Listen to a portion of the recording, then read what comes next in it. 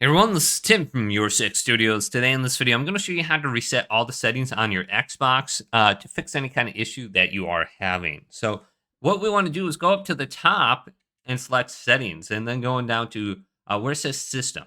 Go right and go to console info, and then go down to reset console. Now there's going to be two options under here: reset and remove everything. This is going to factory reset and delete all your data, account, etc. We want to go on over to reset and keep my games and apps. This will not delete your games, will not delete your account, but it will delete all the settings that you have applied on your Xbox, and it will revert it back to the original default settings. So let's say you type something in wrong for your internet options and it's not working. Go to this option right there. It will only take about 5 minutes to complete this process. And then you're going to have to remember your email address and password so you can sign back in.